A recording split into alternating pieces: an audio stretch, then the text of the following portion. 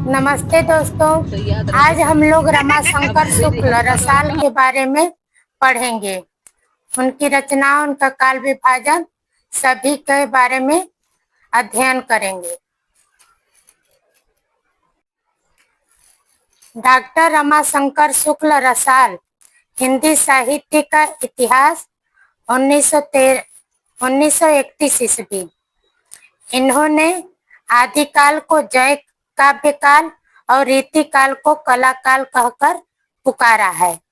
इस इतिहास ग्रंथ में कवियों एवं लेखकों की कृतियों के उदाहरण नहीं दिए गए हैं। इनकी रचनाएं हैं साहित्य प्रकाश, साहित्य परिचय, 2 रचनाएं हैं। इनका काल विभाजन 3 खंडों में तथा प्रत्येक को 2-2 उपभागों में विभाजित किए हैं। आदिकाल को बाल्यावस्था कहे हैं। इसमें भी 2 भाग है, पूर्वार्ध और उत्तरार्ध। मध्यकाल किशोरावस्था, इसके भी 2 भाग हैं, पूर्वार्ध और उत्तरार्ध। आधुनिक काल को युवावस्था बोले हैं। रमाशंकर शुक्ल आधुनिक काल को युवावस्था बोले हैं। इसका भी पूर्वार्ध और उत्तरार्ध। रमाशंकर शुक्ल रसाल का कविता संग्रह एक प्रेत यात्रा, साहित्य प्रकाश, साहित्य परिचय, नंद काव्य लोचन, नाट्य निर्णय 1951 ईस्वी, भाषा शब्दकोश, अलंकार पीयूष 1929 ईस्वी, आधुनिक ब्रज भाषा काव्य सुखदेव मिश्र के साथ लिखे हैं। परिषद निबंधावली भोजराज खंड काव्य है। सूर समीक्षा काव्य पुरुष 1955 ईस्वी, रस छंदालंकार आचार्य कवि केशवदास 1957 ईस्वी, आलोचना दर्श। डॉक्टर राम कुमार वर्मा हिंदी साहित्य का आलोचनात्मक इतिहास लिखे थे 1938 ईस्वी में। केवल आदिकाल एवं भक्तिकाल ही वर्णित है। इसमें 693 ईस्वी से 1693 ईस्वी तक का इतिहास ही वर्णित है। शेष भाग वे नहीं लिख पाए। अपभ्रंश के पहले कवि स्वयंभू को हिंदी का पहला कवि माना है राम कुमार वर्मा ने। संपूर्ण ग्रंथ 7 प्रकरणों में विभक्त है। संधिकाल, चारण काल, भक्तिकाल, भक्तिकाल के अनुक्रमिका भक्तिकाल, 5वां है प्रेम काव्य, 6वां राम काव्य, 7वां कृष्ण काव्य। शुक्ल जी के वर्गीकरण का अनुसरण किए हैं। निर्गुण ज्ञानाश्रय शाखा को संत काव्य तथा निर्गुण प्रेमाश्रय शाखा को सूफी काव्य नाम दिया है। आदिकाल को संधिकाल एवं चारण काल कहा है। अपभ्रंश साहित्य को संधिकाल के अंतर्गत वर्णित किया है। राम कुमार वर्मा का काल विभाजन पहला है संधिकाल 750 ईस्वी विक्रम संवत से 1000 विक्रम संवत तक। फिर चारण काल है 1000 विक्रम संवत से 1375 विक्रम संवत। भक्ति काल 1375 विक्रम संवत से 1700 विक्रम संवत। फिर रीतिकाल 1700 से 1900 विक्रम संवत तक। या आधुनिक काल 19वीं सदी से अब तक। लेखक का एक संक्षिप्त परिचय। राम कुमार वर्मा का जन्म 15 नवंबर 1905 ईस्वी में मध्य प्रदेश का सागर जिला में हुआ था। इनकी माता का नाम रानी देवी, इनके पिता का नाम श्री लक्ष्मी प्रसाद वर्मा था। इनका उपनाम कुमार था। इनकी मृत्यु 5 अक्टूबर 1990 ईस्वी को हुई थी।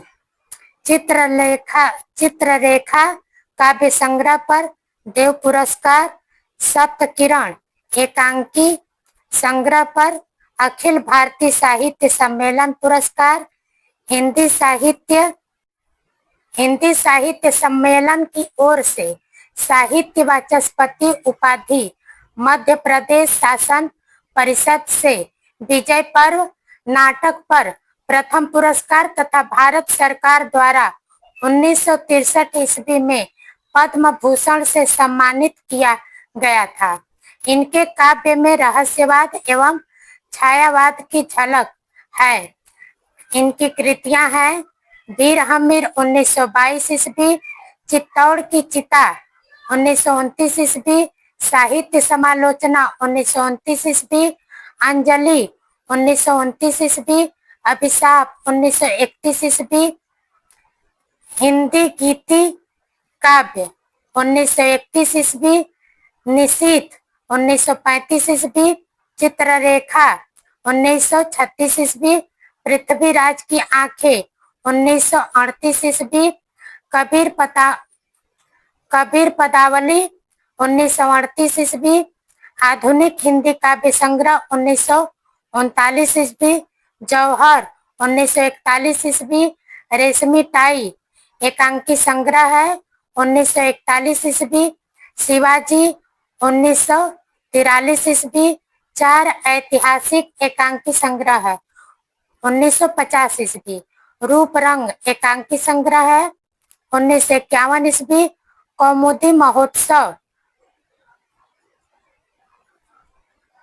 रिमझिम, पांच जन्य, बापू, इंद्रधनुष, चारुमित्रा, बादल की मृत्यु। पहला एकांकी नाटक है, ऐतिहासिक नाटक ये सब है, रिमझिम, पांच जन्य, बापू, इंद्रधनुष, चारुमित्रा, बादल की मृत्यु। एकलव्य, रजत रश्मि, उत्तरायण, विभूति, ओ अहल्या, दीपदान, इन्होंने 150 से अधिक एकांकी लिखे हैं। भगवती चरण वर्मा ने कहा था, डॉक्टर राम कुमार वर्मा रहस्यवाद के पंडित हैं। उन्होंने रहस्यवाद के हर पहलू का अध्ययन किया है, उस पर मनन किया है। उसको समझना हो और उसका वास्तविक और वैज्ञानिक रूप देखना हो तो उसके लिए श्री वर्मा की चित्ररेखा सर्वश्रेष्ठ काव्य ग्रंथ होगा। 17 वर्ष की आयु में 51 रुपया का पुरस्कार जीता था। 1957 ईस्वी में मॉस्को विश्वविद्यालय के अध्यक्ष के रूप में सोवियत संघ की यात्रा पर गए।